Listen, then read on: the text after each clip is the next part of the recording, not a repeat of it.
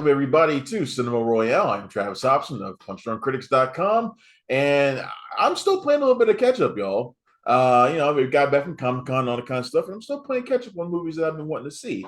And last week, it was like they decided we are going to have a week for Travis. So you gave me my favorite action movie franchise, which is Predator. Everybody knows that. And he also gave me my favorite genre, which is the assassin genre, the bullet train. So we're going to talk about both of those today. We're going to talk about Prey and we're going to talk about Bullet Train. And to do that, I brought on my man, Wilson Morales, who joined me at Comic Con just a few weeks ago. What's up, Wilson? Hey, how's it going? Wilson Morales at blackfilmandtv.com. What's up, man? We're gonna talk about two movies, man. I know you got to see both of these. Obviously, you wouldn't be here. But let's start with Prey. What's first of all, what's your feelings about the Predator franchise as a whole? As you probably just heard me say, it's my favorite. I love it. I like all the movies, with the exception of the Aliens ones. I don't really give a shit about those. But the other ones, the other five, I'm down for all of them. But what's your thoughts on the franchise? I think over time, because they kept remaking them and rebooting them, they never really stood on its own. It's almost like the X-Men films that although you have the same actors, the plot line just never makes sense. With the Predator films, the first one, obviously Arnold, classic. The second, Danny Glover, I was like, yeah, they were just trying to make money off of it. I think I liked the one with Sanaa Lathan when it was Alien versus Predator. Yeah. And then I kind of forgot the one with Adrian Brody because no one ever talks about it. Yeah, you and I were talking about it, and you didn't remember when I brought up Predators. Yeah, it's like, that's right, Adrian Brody. It's like you would think an Oscar winner doing this type of movie, nobody remembers it. And now you have Prey, which, when you first mentioned it, I was like, oh, that's right, that is part of the Predator franchise. But, it's a decent attempt. I have to, it's layered back. It's not because you don't have any big names. There's not a lot of expectations. So in a way, you can appreciate it for what it is. They didn't necessarily needed to make a part of the Predator. I think part of the it could have been a standalone movie on its own, which probably wouldn't have gotten the same fanfare had you not mentioned the Predator franchise. On its own, it'd be a decent horror film, but with no big names, it doesn't go far. With the Predator franchise attached to it, people are having interest. Yeah, and I agree with that. And I think that's one of the things that actually works in its favor is that it could be a standalone movie. I feel like the Predator franchise, and you and I have discussed this a little bit. I feel like the franchise went wrong because it seemed like every time they would do a new Predator movie, they would give the human more weapons, more allies, bigger guns, all this kind of shit to even the playing field with the Predator, which is like the best part of the original Predator, which I think is a stone cold classic, is after all the guns and the allies are gone, and it's just Schwarzenegger with using nature to defeat this beast who's technologically advanced in every kind of way. And man versus this super predator. That's the best aspect of that movie. And I think the best part of Prey is that it's the entire movie centered around that premise because it's set in the 1700s. We had this female warrior played by Amber Midthunder, who I think is great, and she's got rudimentary weapons to defeat this advanced creature.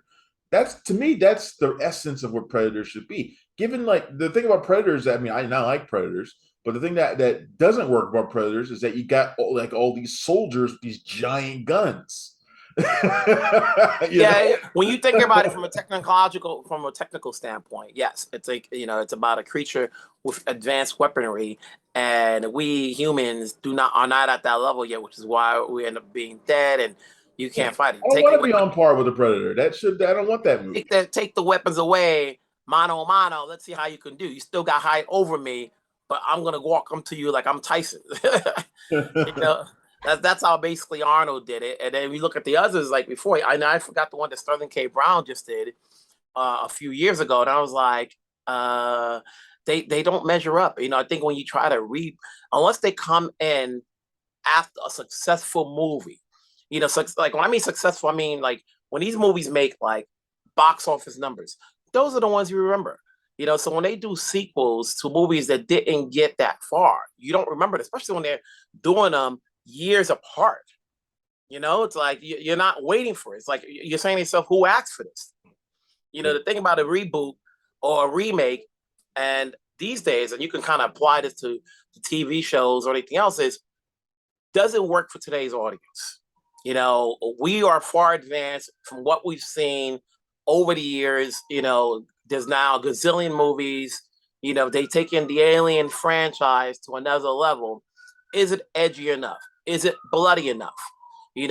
Or do you want me to sit there and watch a story fold out and see how this plays out? It's almost like, you go back to the James Bond films, and after after the one with Halle Berry, where they were like, "Oh, this is as far as we can make James Bond go," walking on water, whatever. They were like, "Okay, we have to reboot this.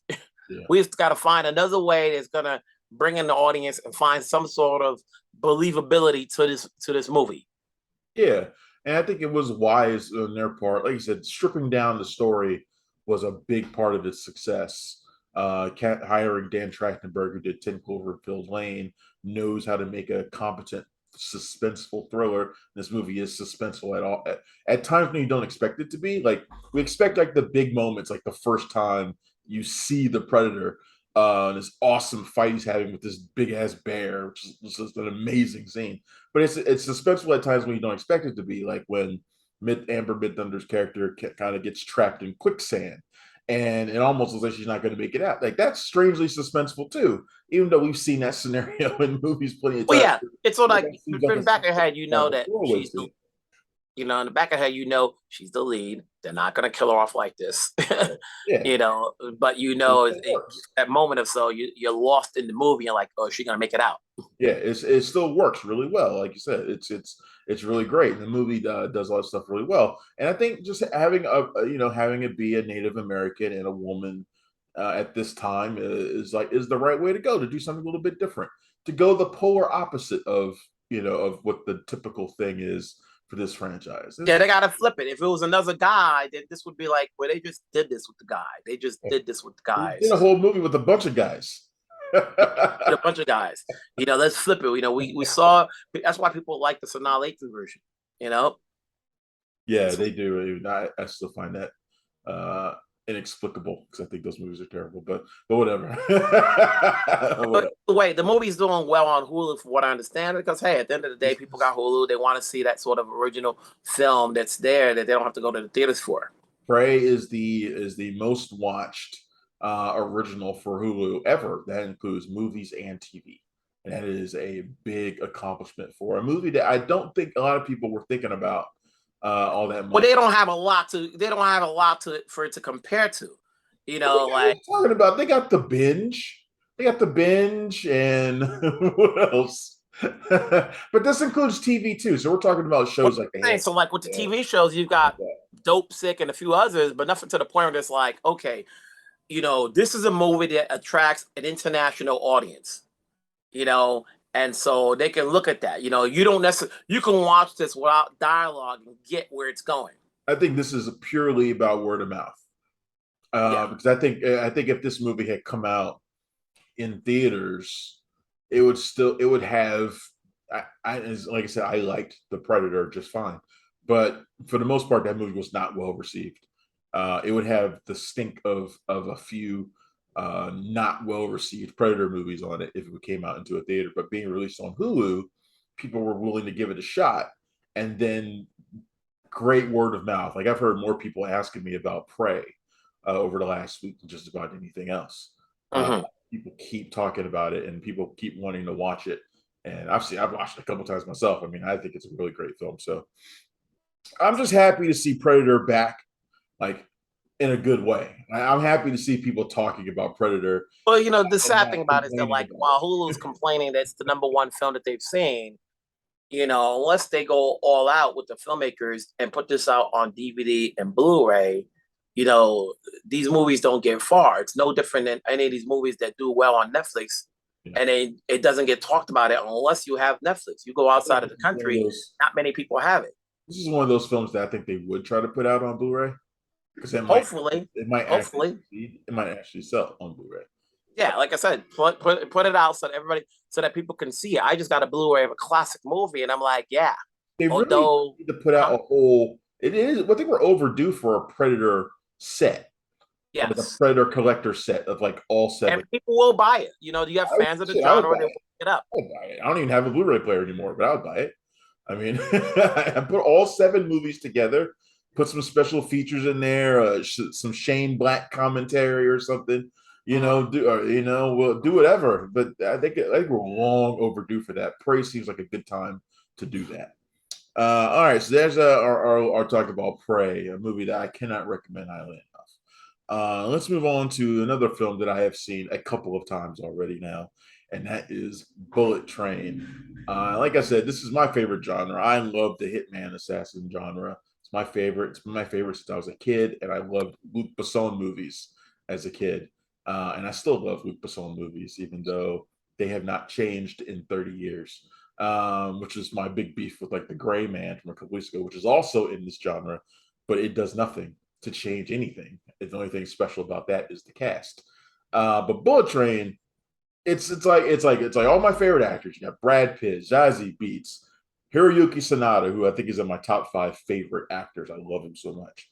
Andrew Koji, Brian Tyree Henry, Aaron Taylor Johnson, all these actors that I love, and based on a Japanese novel that I love as well.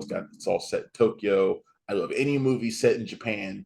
It's like everything that I like was put in this movie for me. It's silly, it's over the top. It almost feels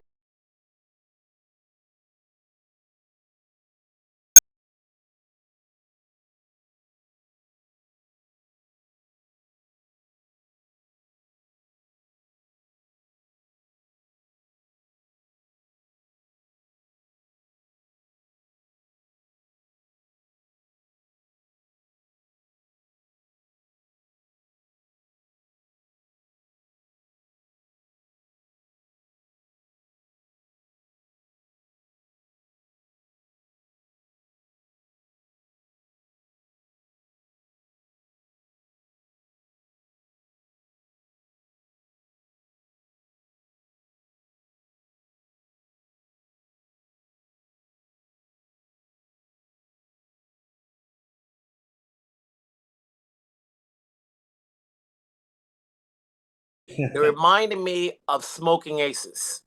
I was gonna say Smoking Aces too. You know,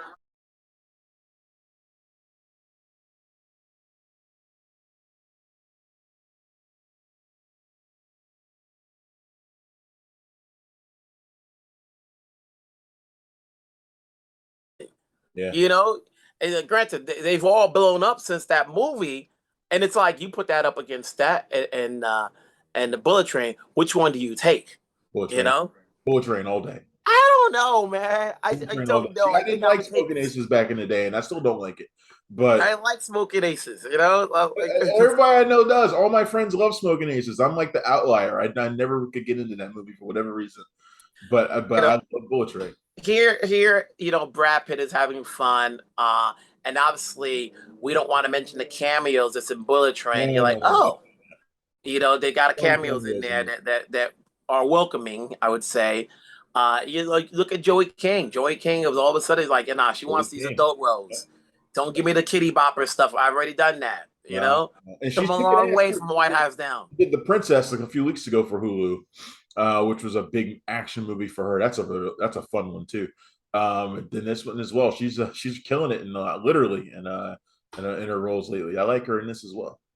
Yeah, so like, you know, so Brad Pitt looked like he was having fun, tongue in cheek type of movie. You know, they were just having a blast. You know, It's especially fun to see I Brad could Pitt in see. an action movie Uh-huh, playing a character who's like reformed, like quote unquote reformed. He's like self help reformed, mhm. like the guy who like just got out of like rehab, and he's like deep into like the self help books, and he's like reciting all the proverbs and all the bullshit, and he's like he's totally into it, and he's like usually that guy will end up failing because it's all bullshit, but.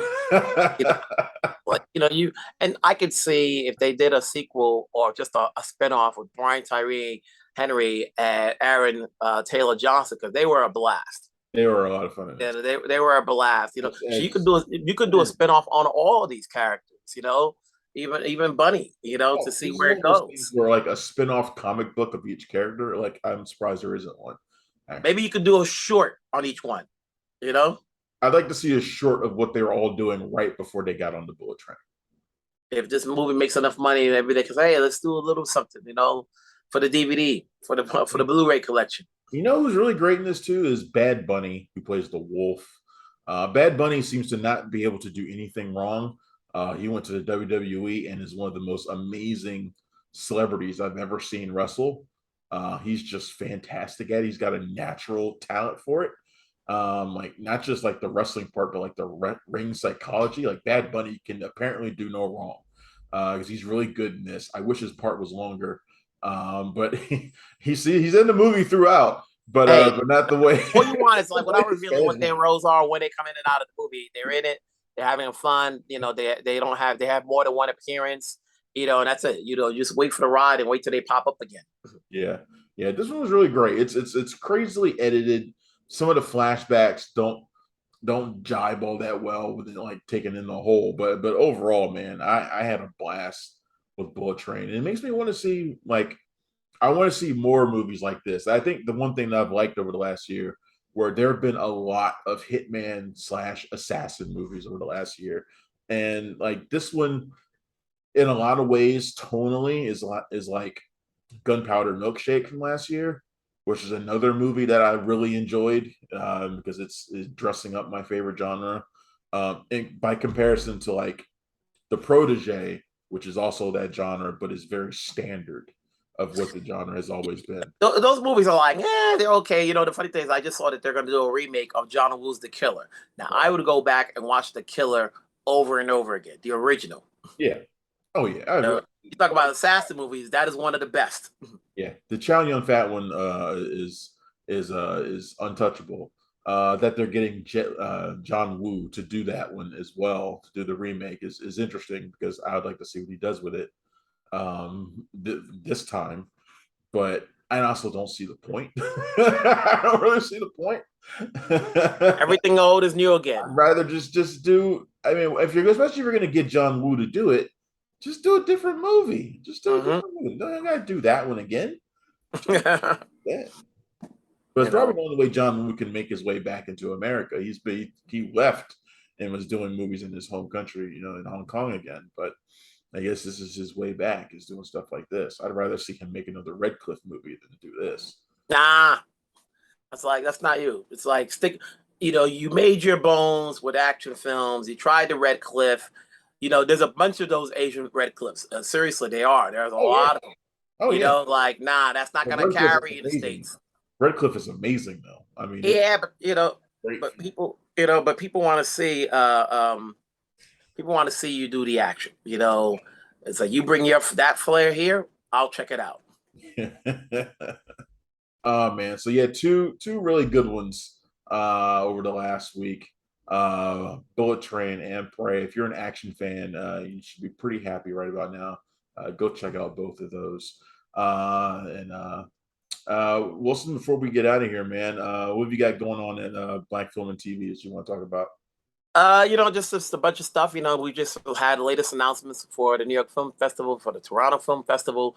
As we're winding down the month of August, it's rare, that you're going to get a bunch of movies that's going to cross the $100 million mark. Maybe Bullet Train may be the last one. Nope, just crossed the $100 million mark. Making it Jordan Peele's third feature to go 100 straight. I think that's rare for a director to have his first three films go make a.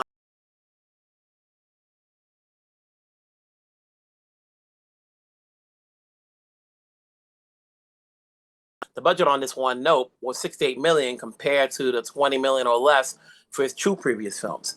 So we've got more time to see, and it hasn't been released internationally yet. So more than likely, he will cross. He will do well with this. Yeah, yeah, I think so. And he'll probably go. He'll probably go 4 for 4, 5 for 5 because he's one of those filmmakers now that has established himself as a must-see filmmaker until he fucks it up with something really terrible.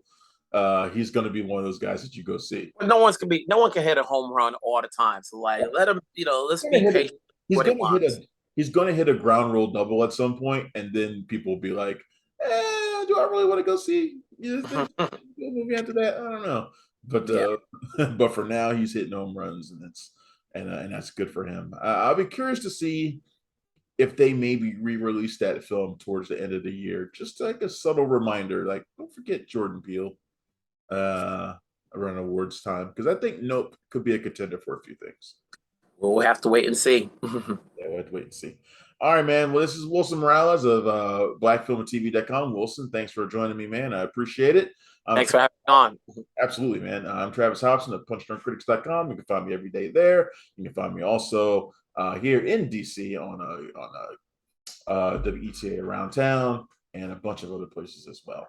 But thank you for tuning in to Cinema Royale. I will see you next time. Bye. Thanks for checking out the show. If you like what we're laying down, please subscribe to our channel and click the bell to receive notifications for all of our latest stuff.